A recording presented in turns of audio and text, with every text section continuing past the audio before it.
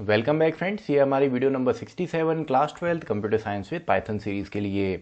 और हम डिस्कस कर रहे थे आपका चैप्टर नंबर 3 फाइल हैंडलिंग के अंदर टेक्स्ट फाइल को। और प्रीवियस वीडियोस में हमने समझा था रीडिंग एंड राइटिंग ऑपरेशन हम किस तरीके से परफॉर्म करते हैं टेक्स्ट फाइल के अंदर। तो इस वीडियो में इन सभी कॉन्सेप्ट्स को अब हम यहाँ पे प्रैक्टिकली देखने वाले हैं। और साथ ही में दो हमारे फंक्शन है सीक एंड टेल, तो उनको भी हम यहाँ पे समझेंगे। तो स्टार्ट करते हैं। सबसे पहले एक फाइल में हम राइटिंग ऑपरेशन यहाँ पे समझेंगे। तो पहले मैं यहाँ पे लिख देता हूँ writing operations in text file. तो देखिए, सबसे पहले राइटिंग ऑपरेशंस के लिए हमको फाइल को ओपन करना है। तो फाइल हैंडलर मैंने लिया p नाम से एंड देन मैं फाइल यहाँ पे बनाता हूँ, फॉर एग्जांपल sample.txt। तो इस नाम से कोई भी फाइल एग्जिस्ट नहीं करती है और इसको मैं w मोड में ओपन करूँगा तो ये टेक्स्ट फाइल हमारी नई यहाँ पे क्रिएट हो जाएगी। और ऑलरेडी अगर यहाँ पे फाइल होगी कोई sample.txt नाम से, तो w मोड में ओपन अगर हम करते हैं तो उसका सारा का सारा डेटा इरेज हो जाता है और एक फ्रेश फाइल आपको मिलती है।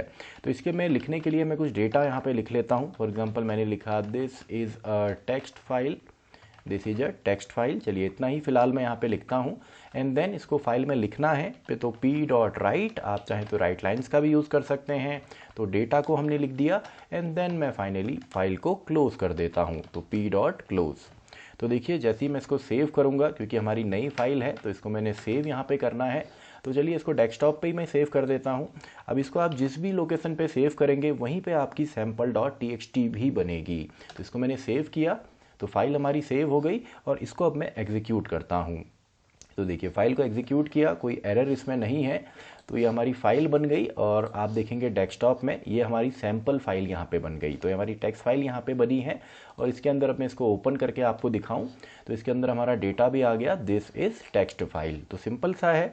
अब इसके बाद अब अगर आप यहाँ पे इसी के आगे डेटा और लिखना चाहें तो अगेन मैं लिखता हूँ p.write और यहीं पे मैं यहाँ पे लिख देता हूँ this is second line, this is second line. तो ये जो डेटा आएगा ये आपको सेकेंड लाइन पे ना मिलके वहीं पे फिलहाल मिलने वाला है, क्योंकि यहाँ पे हमने स्लैश एन यूज़ नहीं किया। तो चलिए हम डायरेक्टली पहले देख लेते हैं कि किस तरीके से डेटा आएगा। तो अगेन मैंने फाइल को एग्जीक्यूट किया एंड डेस्कटॉप पे अगर आप देखेंगे तो देखिए डेटा हमारा ठीक इसी के आगे हमको मिला है, दिस इज सेकेंड लाइन। तो अगर आप चाहते हैं ये जो डेटा है ये आपका न्यू लाइन पे आए तो सिंपली या तो आप इसके स्टार्टिंग में स्लैश एन यूज़ करेंगे या इस वाले टेक्स्ट के लास्ट में आप स्लैश एन यूज़ करेंगे। तो फिलहाल मैं इसके लास्ट में यहाँ पे स्लैश एन यूज़ करता हूँ तो ये सेकेंड लाइन हमारी यहाँ पे आ जाएगी। तो इसको चलिए इसके साथ साथ मैं राइट लाइन्स भी आपको यहाँ पे बता देता हूँ, p.write लाइन्स। और राइट लाइन्स के अंदर हमको लिस्ट देनी होती है स्ट्रिंग्स की। तो यहाँ पे मैं लिख देता हूँ this is third line in text file और स्लैश एन, देन अगेन एक और line, this is our last line. तो देखिए इतना डेटा मैंने यहाँ पे लिख दिया आपकी टेक्स्ट फाइल के अंदर। एंड देन लिस्ट को क्लोज हम करेंगे एंड फाइनली हम फंक्शन को भी क्लोज करेंगे। तो this is second line and second line के बाद हम चाहते हैं नेक्स्ट लाइन पे आए, तो यहाँ पे मैं लगाऊंगा स्लैश एन एंड देन इसको सिंपली मैं यहाँ पे सेव कर देता हूँ। फाइल को मैं यहाँ पे रन करता हूँ। तो देखिए एग्जीक्यूशन कंप्लीट हमारा यहाँ पे हो गया। Did you mean right lines? तो देखिए राइट लाइन्स यहाँ पे बोल रहा है, तो p.write लाइन नहीं होता, राइट लाइन्स होता है। तो देखिए अब इसको री एग्जीक्यूट मैं करूँगा तो अब हमारा प्रोग्राम चल गया और बैक एंड पे हमको सारा डेटा इस टेक्स्ट फाइल के अंदर मिल जाएगा। तो देखिए this is text file, this is second line, this is third line in text file and this is our last line. तो डेटा तो हमने बना लिया। अब इससे अगर डेटा को रीड करना हो तो अब हम रीड करेंगे। फाइल हमने क्लोज कर ली, तो अब हम यहाँ पे इसको विथ ओपन फंक्शन की मदद से मैं ओपन करता हूँ। तो फाइल का नाम है sample.txt और यहाँ पे ये ओपन होगी रीड मोड में एज p। तो फाइल ऑब्जेक्ट आप किसी भी नाम से ले सकते हैं। देन अगर आपने रीड करना है तो डेटा हम लेते हैं फॉर एग्जांपल p.read फंक्शन से और डेटा जो आएगा वो कंप्लीट आपको यहाँ पे मिलेगा। तो इसमें अगर आप प्रिंट करें इसको तो देखिए सिंपल सा कंप्लीट डेटा हमको मिलेगा स्ट्रिंग के फॉर्म में। तो जैसे ही मैं इसको एग्जीक्यूट करता हूँ तो देखिए सारा का सारा डेटा आ गया एज अ सिंगल स्ट्रिंग के फॉर्म में। अब यहाँ पे हमारा अगर हम रीड में कोई आर्ग्यूमेंट यहाँ पे देते हैं, फॉर एग्जांपल अगर मैं रीड यहाँ पे करता हूँ और मैंने कहा कि स्टार्टिंग के केवल 10 कैरेक्टर रीड हों, तो देखिए केवल 10 कैरेक्टर्स ही हमको यहाँ पे मिलने वाले हैं। एंड 10 कैरेक्टर्स आ गए तो फाइल पॉइंटर हमारा लास्ट में होगा। अगेन अगर आप यहाँ से अब पूरा डेटा रीड करना चाहें तो जो बचा हुआ डेटा है वो कंप्लीट आपको यहाँ पे मिलने वाला है। तो देखिए सिंपल सा है, दिस इज़ अ यहाँ पे जो आया है यानी कि स्टार्टिंग की लाइन पहली बार जब हमने रीड फंक्शन चलाया एंड देन जब हमने रीड फंक्शन चलाया तो पूरा का पूरा डेटा हमको यहाँ पे मिल जाएगा। तो ये तो हमने रीड देखा। ऐसे ही अगर आप यहाँ पे रीड लाइन करते हैं तो रीड लाइन भी आप रीड कर सकते हैं। देखिए रीड लाइन से जो बची हुई उस लाइन का डेटा है वो हमको मिला, क्योंकि file pointer already this is a के बाद वहाँ पे एग्जिस्ट करता है। ऐसे ही अगर आप यहाँ पे रीड लाइन की जगह रीड लाइन्स यूज़ करना चाहें तो रीड लाइन्स में आपको लिस्ट ऑफ स्ट्रिंग्स यहाँ पे मिलेगी। तो देखिए प्रिंट हम कर देते हैं टी को, तो सिंपल सा है, हमको लिस्ट ऑफ स्ट्रिंग यहाँ पे मिला। This is text file /n and this is second line again /n, फिर हमारी third line and fourth line. तो ये तो हमने देखा रीडिंग एंड राइटिंग ऑपरेशन। अब हम यहाँ पे देखते हैं टेल एंड सीक फंक्शन को। तो देखिए tell and seek function basically हमको जो आपका टेल फंक्शन है, आपके दो फंक्शन हम यूज़ करने वाले हैं, एक है टेल फंक्शन, दूसरा है सीक फंक्शन। तो टेल फंक्शन हमको करंट फाइल का जो पॉइंटर है उसकी लोकेशन रिटर्न करता है।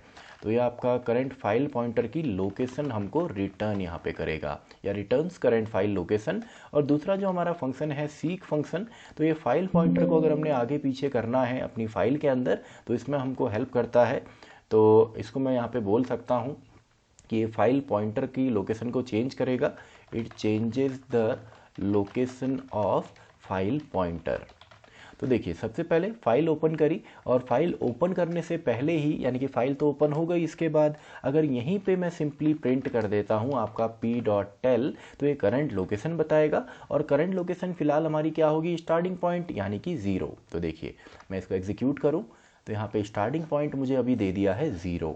अब 0 के बाद अगर मैं यहाँ पे p.seek करूँ और सीक के बाद मैं यहाँ पे 5 कैरेक्टर रीड कर लेता हूँ, एंड देन 5 कैरेक्टर जब मैं यहाँ पे रीड करूँगा तो उसके बाद अगर आप यहाँ पे p.tel करेंगे, यानी कि अब अगर हम यहाँ पे लोकेशन देखें p.tel, तो अब हमको इसकी जो लोकेशन मिलेगी वो डिफरेंट मिलेगी, क्योंकि 5 मैंने यहाँ पे इसको आगे कर दिया। यानी कि टेल में जो था इस समय फाइल पॉइंटर स्टार्टिंग में था, उसके बाद हमने p.seek किया, यानी कि 5 कैरेक्टर आगे या 5 बाइट आगे इसको हम लेकर के गए, तो वहाँ पे अब पॉइंटर है। तो अब अगर हम करंट लोकेशन यहाँ पे पता करें तो ये हमको 5 यहाँ पे देगा। तो देखिए स्टार्टिंग में 0 था, देन यहाँ पे हमारा 5 था। तो नेम एरर यहाँ पे आ रहा है, name T is not defined, क्योंकि ये डिफाइंड नहीं है तो यहाँ पे कुछ प्रिंट नहीं होगा, क्योंकि पी में आपका टी के अंदर कोई भी डेटा नहीं है। तो सीक एंड टेल हमारा यही काम यहाँ पे करता है, यानी कि सीक फंक्शन की मदद से आप फाइल पॉइंटर को जितने बाइट आगे पहुँचाना चाहें आप पहुँचा सकते हैं। और इसके अलावा यहाँ पे जो आपका सीक फंक्शन है इसमें आप केवल आगे पीछे तो करेंगे, लेकिन डेटा आपका यहाँ पे चेंज नहीं होता, ये सपोर्ट यहाँ पे नहीं करेगा, क्योंकि टेल एंड सीक का बेसिक जो हम यूज़ करते हैं वो हम करेंगे आपका बाइनरी फाइल में, जहाँ पे डेटा को अगर हमने अपडेट करना है, चेंजेस करने हैं, तो वहाँ पे इसका यूज़ होता है।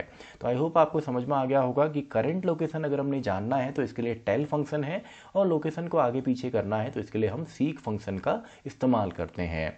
तो आई होप आपको समझ में आ गया होगा प्रैक्टिकली भी कि किस तरीके से हम वर्क करते हैं आपका टेक्स्ट फाइल्स के साथ।